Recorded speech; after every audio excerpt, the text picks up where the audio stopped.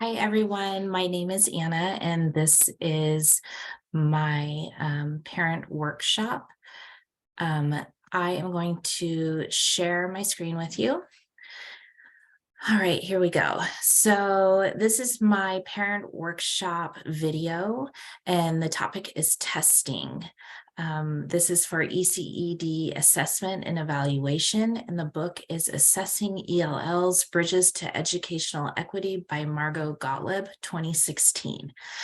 This is a presentation I put together for parents who have children that are in the classroom and have never experienced any sort of standardized testing. It's kind of a get to know what it is and what it means, and how to help the student in the best way possible. All right, so what is MAP testing? Parents that have never had a student in school before may not know what the standardized testing is. And the first one that they will probably do is the MAP testing. The MAP testing, it measures growth and it helps teachers understand what students know today. This also shows goals that can be set to improve growth throughout the year. And it's really important to remember that the MAP test is not a test that you pass or fail. This test will not affect grades. In fact, it's normal for students to only answer about half the questions correctly. And the reason for that is because they are testing things that they haven't learned yet. So it's totally normal for kids not to know what the answers are. And then given the challenges of learning from home, MAP growth test results are especially helpful for this year. The results will help us know what students are ready to learn. So let's talk benefits of the MAP testing. Administering the MAP growth test at least twice a year. We do that in the spring and in the fall. It provides an additional data point for each student. The results in a more complete and stable picture of the student's performance. So this is going to give each student their own individual test results so we can see how much growth they are making in the beginning of the year and how much growth they made towards the end of the year. The second test that we'll be doing is the iReady test. And what the iReady test is, it's done online and it's for reading and or math. And it will help your student's teacher, me, determine your student's needs, personalizing their learning and monitor progress throughout the year. Do you think that the iReady affects your grades? It does not. It is not a high stakes test and the results are not factored into any grades. So there's no pass or fail. The iReady scores are just one piece of a student's mathematics profile and are used in conjunction with many other mathematics assessments and performances. So that's also important to remember that it's not a pass or fail. It's just to see what your student knows and what we need to work on. So why do we need to take these tests? Well, for one, when the No Child Left Behind Act was put into place, we have to have standardized testing. And the reason for this is because schools get public funding.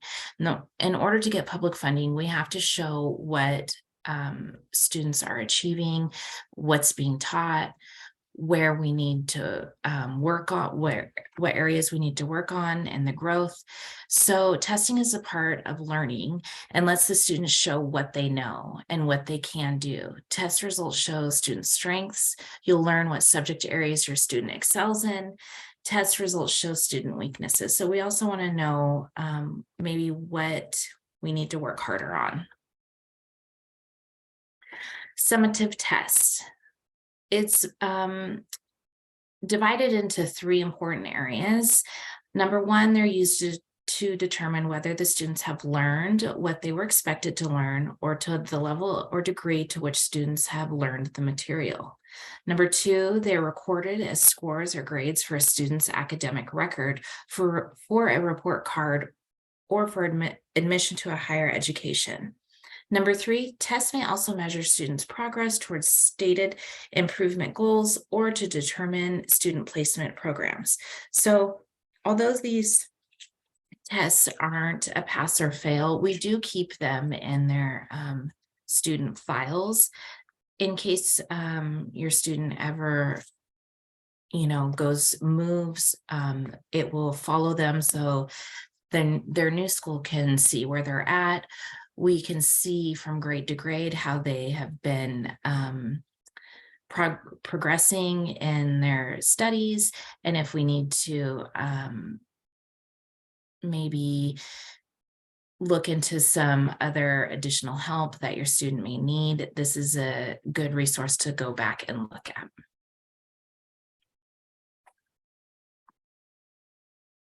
So what are the pros and cons of standardized testing? Some people can say that they can be too excessive, that we do too many throughout the year. Traditionally, we'll only do 2 standardized testing, one in the beginning and one in the fall, and that's for primary grades. As your student gets older, that may increase depending on what the state requirement is. Some parents say that, and teachers say that it can be teach to the test. That's not necessarily true, but we do want to make sure that we are getting good test results. Sometimes just the word test can give people anxiety, even if we tell them that it's not a pass or fail. Just telling them that it's a test, it can be really anxiety inducing for the student. And it can take away from class time, that time that we are spending doing the tests. It could be used for other things. But we also have to look at the pros of standardized testing, and that's identifying the strengths and weaknesses for each child and testing measures and effectiveness. It can also analyze teaching results. So it will let you know how your student's teacher is doing in the classroom as well. So a few tips about tackling the test. These are great reminders for parents and students. We want to, don't forget to breathe. So breathe deeply, rest well the night before, eat a healthy breakfast, always read the directions, take your time, don't rush. Make sure you tell your child that this isn't a contest to see who can finish the fastest. Have confidence in yourself and make sure we energize by stretching during our breaks. So what to expect after the test? After the test is done, we will hold parent-teacher conferences, and this is a good time to go over what the child has been learning in school, how are they doing, show you what work they have done, the progress they've made.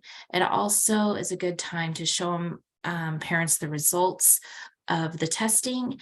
It can give perspective of to see what teacher, to give them a different perspective, to go over any barriers your child might have. It's a great way to discuss wants and needs with a child between the teacher and the parent. So this is a just a quick little slideshow that I put together to give parents an idea of what testing is like and what to expect of it.